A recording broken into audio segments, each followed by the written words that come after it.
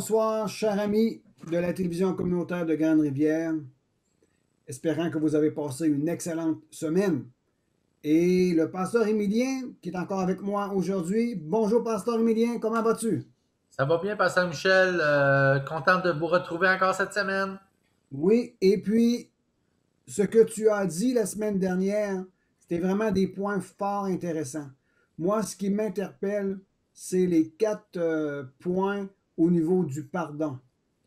Tu as parlé de se pardonner à soi-même, d'apprendre à pardonner aux autres, de pardonner les situations de la vie et de pardonner à Dieu. Et je sais que ce n'est pas toujours facile. Et je crois que dans le processus, dans le pardon, je dirais de cette façon, que le pardon est un processus.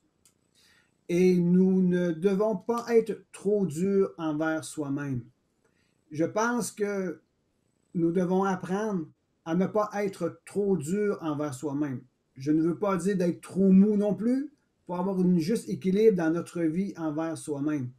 Et lorsque nous apprenons à vivre dans le pardon, c'est qu'il y a un tapis qui se déroule devant nous qui s'appelle l'amour. Et lorsqu'on marche sur le tapis et dans l'atmosphère de l'amour que le pardon a mis en place, c'est vraiment extraordinaire. Juste avant de céder la place au pasteur Émilien, c'est un des points culminants que Dieu a fait à l'humanité en envoyant par amour son Fils. C'était pour exprimer délibérément le pardon. La parole de Dieu nous enseigne que Dieu s'est réconcilié avec lui-même en Christ. Et juste le fait de se réconcilier, c'est parce qu'il y avait l'action du pardon qui était relâchée. Et pourquoi? Parce qu'il est amour. Alors, nous devons, si nous voulons apprendre à vivre dans l'amour, à cause que nous sommes des êtres humains, nous devons apprendre à se pardonner. Et le pardon libère la puissance de l'amour. Alors, je veux bénir votre vie. Je veux bénir le grand territoire de la Gaspésie. Je veux que la paix et la joie soient relâchées ce soir. Et par la bouche du pasteur Émilien, je réclame qu'il y a des semences qui est relâchées pour votre vie, pour que vous puissiez être au bénéfice de l'enseignement de la parole de Dieu, car la parole de Dieu est une nourriture vraiment extraordinaire. Maintenant, je cède la place au pasteur Émilien. À toi, Émilien. Merci, pasteur Michel. Toujours une joie. Oui, effectivement, c'est tellement un processus important, le pardon. Et dans toutes les béatitudes que Jésus nous offre, vous savez, le chapitre 5 de l'évangile de Matthieu, c'est un chef-d'œuvre, hein, j'en ai parlé dans les dernières semaines, mais je vous invite à les lire. Il y a tellement de belles choses extraordinaires que Jésus enseigne sur le sermon sur la montagne. Vous êtes le sel de la terre, vous êtes la lumière du monde. Et nous devons luire, reluire pour lui. Et c'est ce que Dieu nous demandait. Dans cette béatitude, hein, on a parlé la semaine dernière de « Heureux ceux qui ont le cœur pur ». Vous savez, nous devons agir purement sur la terre pour voir Dieu. C'est vivre dans sa présence. Et la question que je vous pose ce soir, quel est l'état de ton cœur? Quel constat fais-tu de ton cœur? Quel constat fais-tu de la pensée de ton cœur? Parce que souvent, et je crois sincèrement que dans la dernière année et demie, dans tout ce confinement, dans l'histoire de la pandémie, il y a du bon qui est ressorti de l'être humain. Il y a du bon que Dieu nous a permis d'aller chercher à l'intérieur de nous. Et ce bon-là, c'est les relationnels. Et je veux faire le lien avec la 7e béatitude qui, heureux ceux qui procurent la paix, parce qu'ils vont être appelés fils de Dieu. Moi, Pasteur Michel, là, et je suis certain que tu as la même pensée que moi, le fait d'avoir accepté que Jésus est mon sauveur, mon Seigneur, que je suis devenu un enfant de Dieu, je suis devenu frère de Jésus, c'est extraordinaire. Et en devenant frère de Jésus, ben moi, je veux être comme lui. Moi, c'est mon mentor. Je veux apprendre de lui. Je veux le voir agir par la parole. Je veux comprendre comment il agissait pour pouvoir arriver à agir comme lui. Avec amour, avec compassion. Et on a parlé, hein, heureux les affligés, être doux, avoir faim et soif de justice, être pauvre en esprit, l'humilité, être humble. Et ce soir, heureux ceux qui procurent la paix. Vous savez qu'il y a deux raisons, Pasteur Michel, qui démontrent l'absence de paix. Il y a deux raisons qui démontrent l'absence de paix. La première, c'est l'opposition de Satan, l'opposition du mal. Il va toujours avoir de l'opposition dans nos vies. C'est indéniable. Tu appartiens à Dieu, tu deviens enfant de Dieu, tu acceptes Jésus comme ton Seigneur, ton Sauveur, tu veux atteindre le caractère de Jésus-Christ, tu vas avoir de l'opposition. D'abord, l'ennemi n'aime pas ça. Satan, il ne veut pas. Il ne veut pas parce que c'est l'ennemi de Dieu. Mais le deuxième élément, c'est à cause de la désobéissance de l'homme. En fait, c'est à cause du péché. On a une nature pécheresse. Tous les jours, on pêche. Et là, je ne parle pas du poisson aussi. Je parle vraiment, on pêche par nos pensées, par nos paroles, par nos actions. Le péché est omniprésent en nous et autour de nous. Ça fait partie de la vie. C'est pour ça que la dernière béatitude qu'on voit tout à l'heure, qui est la persécution, va prendre tout son sens.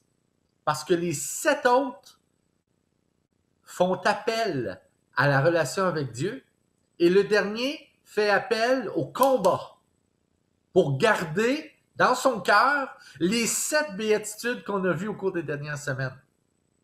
La paix que Dieu parle ici n'est pas une paix politique. On ne dit pas, là, on va signer un traité de paix entre les deux pays.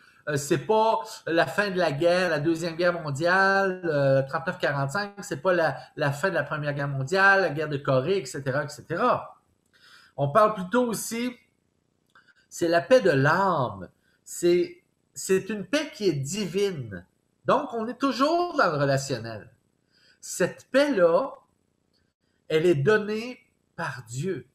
Et vous savez, dans Galates 5.22, là, on parle du fruit de l'esprit, ou Éphésiens. Non, c'est Galates 5.22. Le fruit de l'esprit, c'est l'amour, la joie, la paix.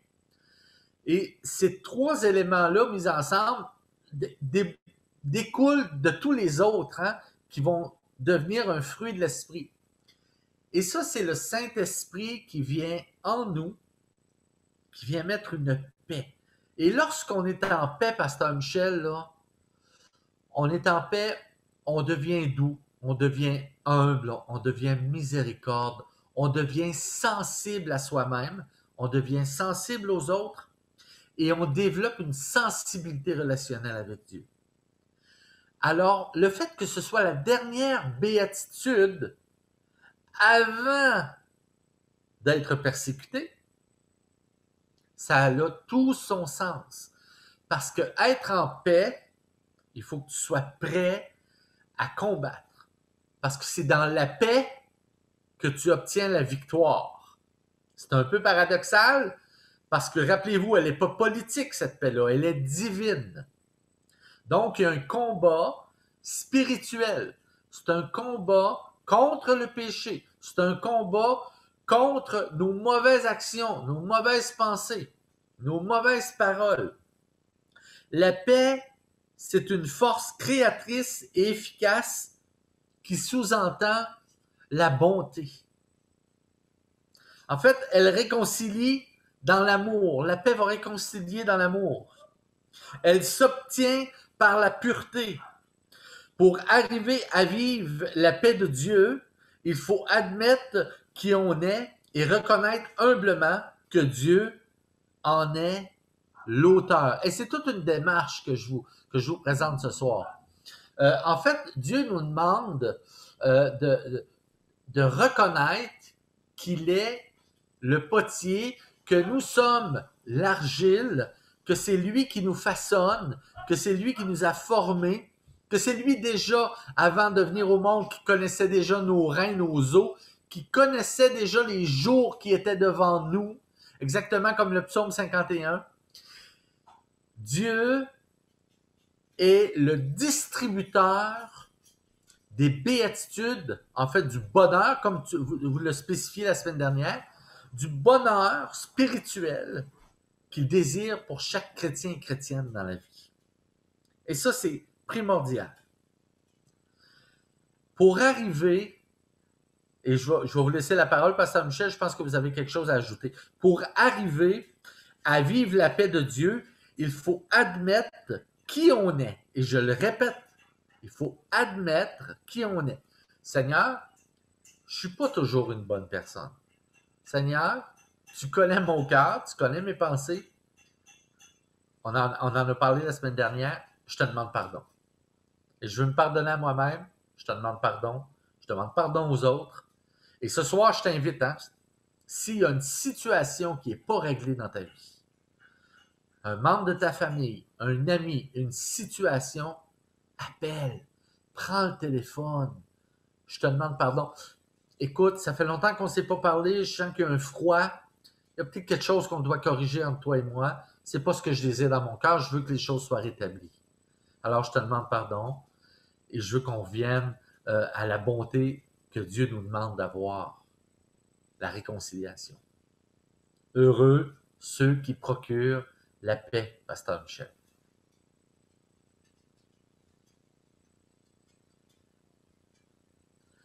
Pasteur Michel, on ne t'entend pas. Merci de me l'avoir fait mention. J'avais fermé mon micro. Alors, comme je trouve que ce que tu dis jusqu'à maintenant, c'est super intéressant. C'est, c'est même réconfortant. C'est comme le lait et le miel pour notre âme. C'est vraiment, c'est délicieux, si je peux le permettre d'utiliser ce mot. C'est délicieux pour l'âme. C'est bon, on a besoin d'entendre ces choses. Et les gens qui nous écoutent, nourrissez-vous des choses de la parole de Dieu. On a ce qui fait le succès de la vente des journaux, c'est les mauvaises nouvelles. Mais ce qui fait le succès d'une vraie vie épanouie, c'est la bonne nouvelle qui se retrouve dans la parole de Dieu et qui est relâchée par la bouche d'hommes et de femmes qui sont appelés des artisans de paix. Juste avant d'aller plus loin, tu as dit au début, quel est l'état de ton cœur? Et je trouve cela fort important. Comme j'ai dit la semaine passée, nous devons être sensibles à notre besoin. Et il faut que nous rentrons à l'intérieur de nous-mêmes et d'examiner l'état de notre cœur. Et lorsque Pasteur Emilien parlait de la paix, ça vient avant la persécution. Et la paix, j'avais déjà donné une définition suivante, c'est la paix est l'absence de conflit intérieur. Et nous devons entretenir la paix dans nos cœurs, qui est l'absence de conflit intérieur, parce qu'il viendra un jour des persécutions, des conflits extérieurs. Et ce qui amène la victoire sur les choses extérieures, c'est l'état de ton cœur. Alors, c'est pour cela qu'il est important de considérer quel est l'état de notre cœur. Si nous voulons avoir de la victoire, si nous voulons continuer à aller de l'avant et avoir du succès et avoir de la réussite dans notre vie, c'est avoir la paix dans notre cœur, qui est l'absence de conflit, qui vient combattre les conflits extérieurs. Je te laisse la continuation, Pasteur Emilien. C'est Pasteur Michel, très intéressant, très important, parce qu'on va parler de la persécution, je m'en viens là. Mais avant d'en arriver à la dernière béatitude, il y a 4 choses qui caractérisent ceux qui procurent la paix, Pasteur Michel. Et à tous les auditeurs, prenez-le en note. À chaque fois que je vais en nommer un, mettez ça sur pause. Là. 4 choses qui caractérisent ceux qui procurent la paix. La première, c'est il a lui-même été réconcilié avec Dieu. Alors, celui qui procure la paix divine a été d'abord réconcilié avec Dieu. Il a accepté Dieu dans son cœur. Il dit, Seigneur, moi, je reconnais qui tu es. Je reconnais que tu es au-delà de moi. Tu es plus fort que moi. Tu rétablis les choses de façon divine et spirituelle. La deuxième chose, c'est qu'il amène les autres à faire la paix avec Dieu. Donc, il est capable de transmettre la pensée de Dieu à réconcilier les autres avec Dieu. C'est le deuxième point de celui qui procure la paix. Le troisième point, il aide les autres à faire la paix avec les autres. Donc, c'est un artisan, hein, tu soulignais tout à l'heure, Pasteur Michel, un artisan de la paix. C'est un artiste. C'est quelqu'un qui a un doigté spirituel pour faire la paix entre un et l'autre. Et le quatrième élément, c'est qu'il recherche toujours un terrain d'entente. Et dans ce terrain d'entente-là, si tu arrives à ces 4 éléments-là, tu vas être appelé fils de Dieu. C'est extraordinaire. Donc, il a lui-même été réconcilié avec Dieu. Le deuxième point, c'est qu'il amène les autres à faire la paix avec Dieu. Le troisième point, c'est qu'il amène les autres à faire la paix avec les autres. Et le quatrième point, c'est qu'il recherche toujours un terrain d'entente. Donc, on parle ici de relation. C'est un être relationnel. Alors, au cours des... Oui, Pasteur Michel. Reviens en disant ces 4 points, encore une fois. Prends 30 secondes, puis redis ça. C'est fort important. C'est extraordinaire. Parfait. Pasteur Michel, 4 choses qui caractérisent celui qui procure la paix, un artiste de la paix. Il a lui-même été réconcilié avec Dieu, donc il a fait la paix avec Dieu. Il a reconnu Jésus comme Seigneur et Sauveur. Il dit, Seigneur, je suis en paix maintenant. Tu vis en moi par ton esprit. C'est le premier élément. Le deuxième élément, c'est qu'il amène les autres à partir de ce moment-là à faire la paix avec Dieu. Alors, il est capable de témoigner de la paix que Dieu lui a procurée et d'amener les autres à faire la paix avec Dieu. Le troisième élément, c'est qu'il va être capable d'amener les autres à faire la paix avec les autres. On parle ici de résolution de conflits. Hein? Donc, il est capable, il est tellement artiste de la paix qu'il procure, il influence la paix autour de lui. Le quatrième élément, c'est qu'il va toujours chercher un terrain d'entente. Il y a toujours un terrain d'entente possible dans la paix. C'est extrêmement important. Amen. J'aimerais avoir des amis comme cela dans ma vie. Ah oui, ah oui. Oh mon Dieu, c'est tellement extraordinaire. Mais Pasteur Michel, vous êtes une personne, un artiste de la paix. Vous êtes celui qu'on veut connaître. Et moi, je veux inviter les gens à aller vous rencontrer à l'église CNC à Grande-Rivière le dimanche matin à 10h. J'invite la population à aller. Vous allez trouver des artistes de la paix dans ce milieu-là. C'est extraordinaire. Et c'est une invitation que je fais à la population. 8e béatitude, elle est particulière, Pasteur Michel. Et là, Jésus arrive, après avoir parlé de l'humilité, de l'amour, de la bonté, de la douceur, il arrive, heureux ceux qui vont être persécutés. Et là, les gens, mais voyons donc, qu'est-ce qui se passe? Et non seulement il va le dire une fois, mais il va le dire 2 fois. Écoutez bien, le verset 9. Verset 10. Heureux ceux qui sont persécutés pour la justice, car le royaume des cieux est à eux. Et on continue au verset 11. Heureux serez-vous lorsqu'on vous outragera. Donc, 2 fois plutôt qu'une. Heureux, soyez heureux. Il répète, c'est important. L'idée maîtresse du Seigneur dans le sermon sur la montagne atteint un point culminant dans la grande vérité suivante. Écoutez bien ceci. Elle donne à réfléchir. Cette vérité-là est celle-ci. Ceux qui se conforment fidèlement aux 7 premières béatitudes vont nécessairement, à un moment donné, vivre la 8e. Ceux qui vivent justement seront inévitablement persécutés. C'est inévitable. Ça fait partie. Bon, on est probablement que le hockey se poursuit là, dans les finales de la Coupe Stanley. Là. On est dans le game. Là. On est dans le game. Et c'est ce que Jésus a vécu. Il a été persécuté pendant ses 3 ans et demi de ministère. Il a été persécuté, seulement persécuté, Pasteur Michel, il a été assassiné. Il a été crucifié. Il a été jugé. Il a subi un procès.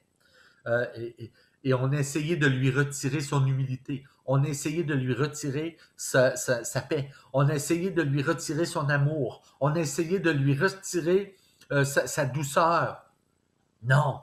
Pourquoi?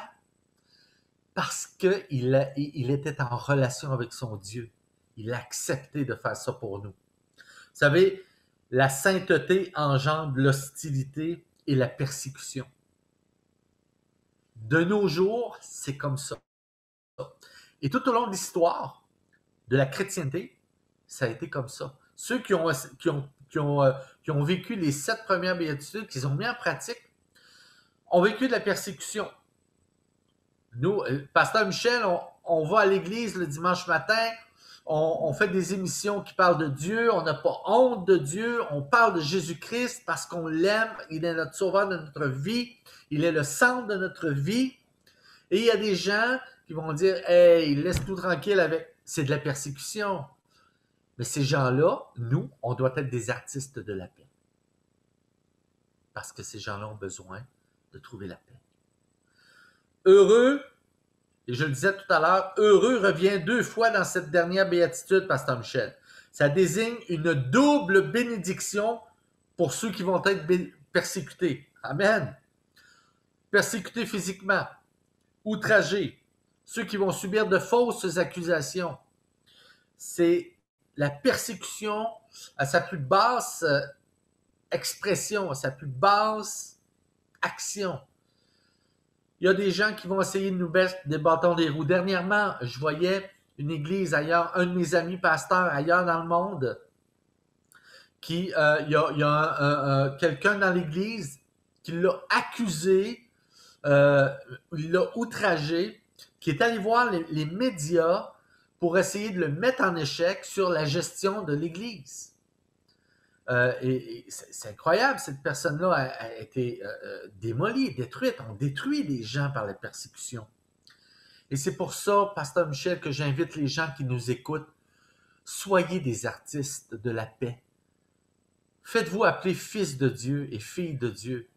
Ne vous faites pas juger parce que vous faites négativement. Faites attention à votre cœur, à vos pensées. Soyez doux et humbles de cœur avec les gens. Jésus nous dit de se réjouir dans les persécutions. Le caractère voulu pour nous, que Jésus désire pour nous, ça demeure un défi de taille. Pardon, Pasteur Michel, il y a 2 choses. Et ça fait suite au sermon sur la montagne. Et je vais terminer avec ça, Pasteur Michel. Premièrement, tu dois être le sel de la terre. Jésus nous a dit dans le sermon sur la montagne, après la persécution, au verset 13 du chapitre 5, vous êtes le sel de la terre. Pasteur Michel, le sel de la terre, c'est l'influence que nous avons sur les autres. Rappelez-vous, nous sommes appelés à être une influence pour les autres. Les gens, vous savez, à mon travail, je vais vous donner un exemple. Moi, à mon travail, on n'a pas le droit de parler de Dieu. Hein, dans le milieu séculier, il y a des risques pour ton emploi, etc. Mais, je voulais être un artiste de la paix, de la douceur, de l'humilité. Et il y a des gens qui sont venus me voir pour me demander, il y a quelque chose que tu as qu'on n'arrive pas à saisir. Et ça, lorsque les gens te demandent ça, Pasteur Michel, ils ouvrent une porte. Et il y a des gens des employés, des gens avec qui je travaille, des collègues, qui ont donné leur vie à Dieu pour ça, qui ont reconnu Jésus en moi, donc ils l'ont reconnu pour eux-mêmes, à cause du caractère que Jésus nous demande d'être. Soyez le sel de la terre, donc soyez une influence positive autour de vous. Le deuxième élément, Jésus nous demande, soyez la lumière du monde. Que votre lumière luise. Vous êtes la lumière du monde au verset 14 du chapitre 5. Toujours sur le sermon sur la montagne. Qu'est-ce que la lumière du monde, Pasteur Michel? C'est notre témoignage. C'est qui on est, qui on représente. On peut pas, Jésus a dit, on peut pas mettre une lumière pour la voir, on peut pas la mettre en dessous de la table. Il faut la mettre sur la table. Une ville qui brille de sa lumière est sur la montagne, on la voit, elle resplendit, elle dégage quelque chose. Soit un témoignage. Donc, les 7 béatitudes que tu dois imprégner dans ta vie vont faire de toi le sel de la terre et vont faire de toi la lumière du monde. Et c'est extraordinaire. Jésus nous dit, imprégnez-vous de cela. Vous êtes le sel de la terre. Vous êtes la lumière du monde. Jésus n'a pas dit, je suis la... Oui, il est la lumière du monde. Oui, il est le sel. Oui, il est tout. Jésus-Christ est le Fils de Dieu. Mais il nous a dit à nous, vous. Donc, ce que Jésus nous dit, c'est, à travers les béatitudes, rejoignez-moi dans mon caractère, dans qui je suis, et vous allez avoir une double bénédiction, même si on vous rejette dans la persécution. C'est ce que Jésus nous enseigne au travers le sermon sur la montagne, Pasteur Michel. Amen. C'est vraiment super intéressant. Nous avons passé à travers 5 émissions pour parler sur le sermon sur la montagne. Et il y a quelque chose qui a frappé mon cœur lorsque Émilien nous a enseigné de semaine après semaine, c'est il dit heureux celui. Après ça continue. Heureux. L'autre verset, heureux. La Bible, le message de Dieu, le message du royaume de Dieu nous est enseigné de la façon suivante. Elle nous montre comment nous devons être aujourd'hui. Et voyez-vous, la Bible nous enseigne que pour être heureux, nous n'avons pas nécessairement besoin de grosses maisons, de grosses voitures, de l'argent en masse, des beaux habits. Bien que cela sont des besoins essentiels, nous ne sommes pas définis comme heureux par les biens que nous possédons dans ce monde ici-bas. Nous sommes définis comme étant heureux de la manière que nous nous comportons et notre attitude, la parole de Dieu nous le décrit. Alors ceux et celles qui sont doux de cœur, qui procurent la paix, qui sont miséricordieux, qui sont concernés pour un, qui ne répondent pas à la critique ni au murmure, sont appelés heureux. Alors, la définition d'être heureux aujourd'hui se retrouve dans le sermon sur la montagne. Je vous invite à méditer et à revoir les 4 émissions précédentes.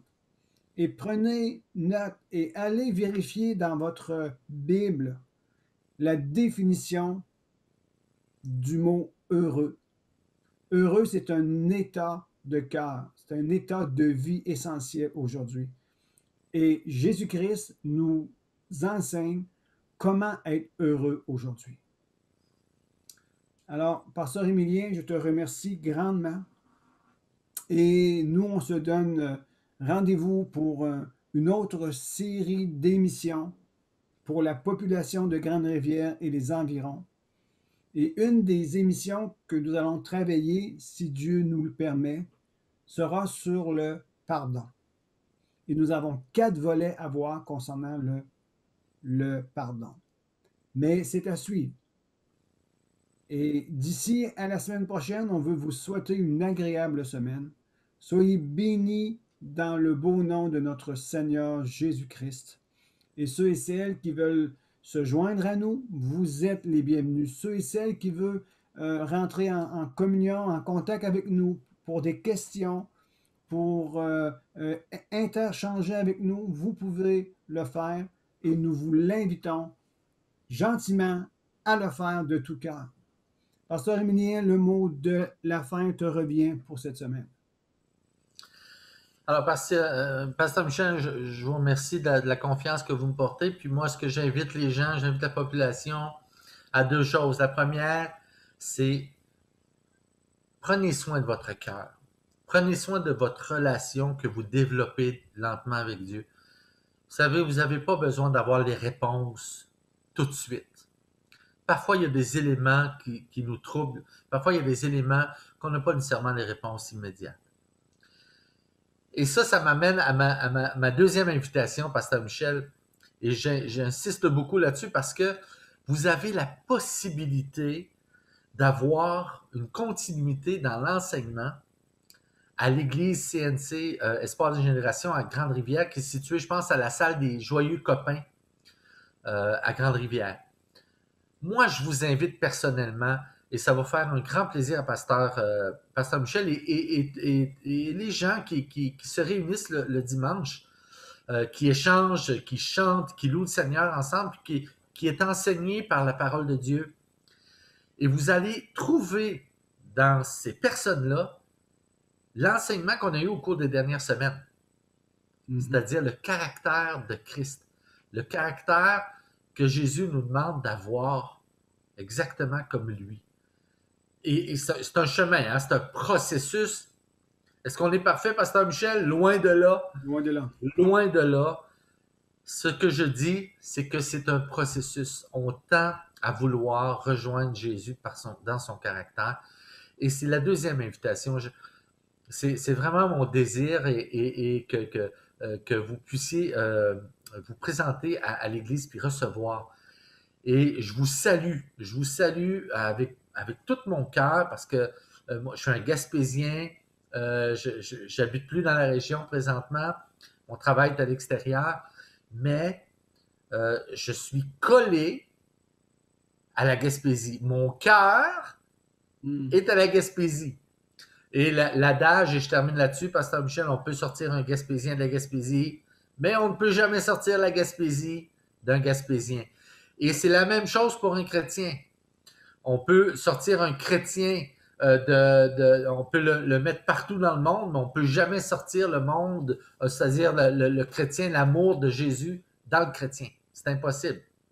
Alors, soyez des artisans de paix, soyez la lumière du monde, soyez le sel de la terre, soyez doux et humble de cœur, soyez amour pour les autres, pour vous, pour Dieu et pour l'Église qui vous attend.